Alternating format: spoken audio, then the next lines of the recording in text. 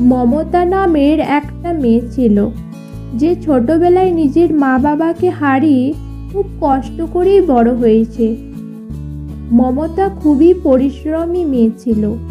সে দিন রাত পরিশ্রম করে পড়াশোনা শেষ করেছে, আর এখনও একটা ভালো কোম্পানিতে চাকরিও পেয়ে গেছে। চাকরির প্রথম দিনেই ও ভগবানের কাছে প্রার্থনা করতে যায়, হে ভগবান, আপনাকে অনেক অনেক ধন্যবাদ যে আপনি আমাকে ভালো চাকরি পাইয়ে দিলেন। তখনই মন্দিরে ঠাকুর মশাই এসে যায় আর মমতাকে বলে, বেটি, তোর প্রার্থনা যদি হয়ে গেছে তাহলে এখান থেকে তাড়াতাড়ি পালিয়ে যা। এই এলাকা খুবই খারাপ, এখানে বেশিক্ষণ থাকা ঠিক নয়। এই বলে ঠাকুরমশাই ওইখান থেকে চলে যায়। মমতা ঠাকুরমশাইয়ের কথাগুলো বুঝতে কিছুই পারল না, আর এইসব ভাবতে ভাবতে চলে যায়। তখনই ও রাস্তার মধ্যে কিছু লোকজনকে মারপিট করতে দেখে।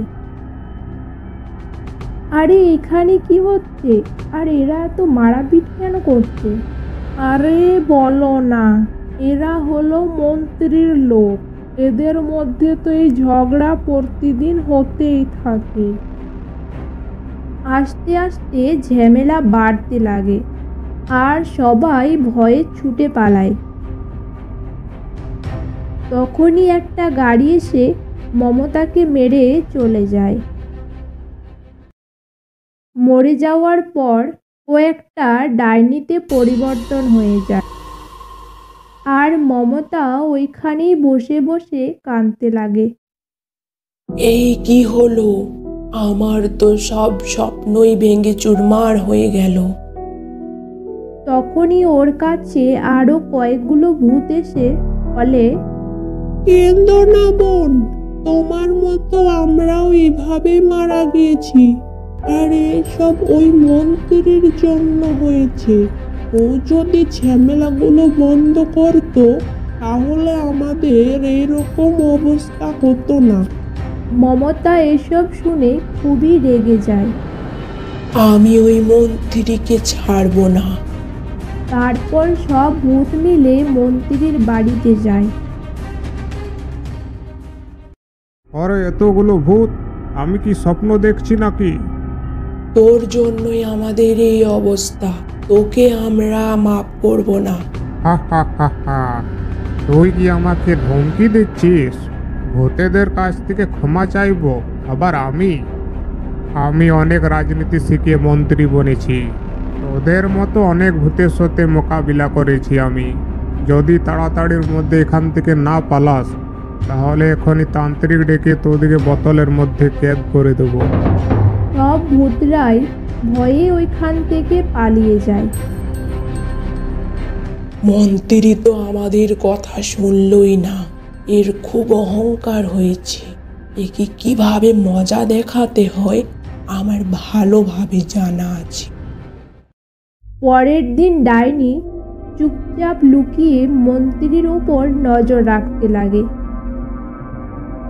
তারপর একদিন রাত্রে মন্ত্রীকে একা বাগানে পেয়ে মমতা ডাইনি এসে ওর শরীরে প্রবেশ করে নেয়। এইবার এই মন্ত্রীর বাচ্চাকে দেখাবো মজা।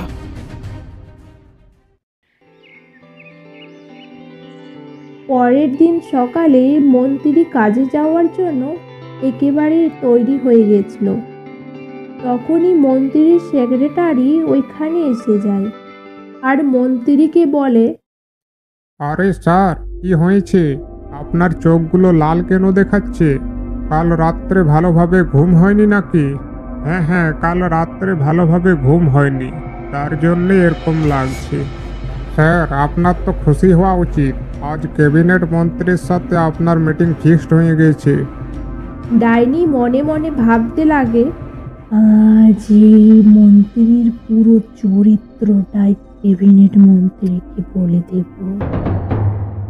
তারপর ওরা দুজনে ক্যাবিনেট মন্ত্রীর অফিসের বাইরে দাঁড়িয়ে অপেক্ষা করে।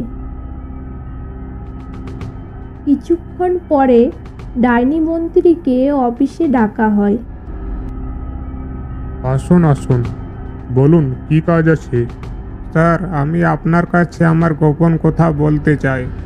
গোপন কথা? কি গোপন কথা? আসলে আমি একটা বদমাস কূটনীতি মন্ত্রী। আমার মতো লোকের মন্ত্রী হওয়ার যোগ্যতা একেবারেই নয়। জনতাকে কত ঠকিয়ে ঘুষ নিয়েছি, আবার আমার জন্য কত লোকের জীবন চলে গেছে।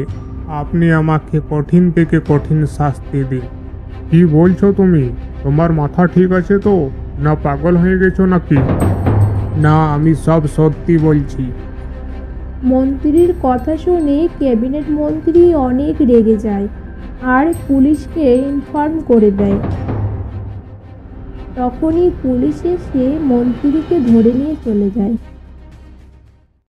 বন্ধুরা, গল্পটা ভালো লাগলে লাইক কমেন্ট শেয়ার করো এবং নতুন নতুন গল্পের জন্য চ্যানেলটা সাবস্ক্রাইব করে দিও।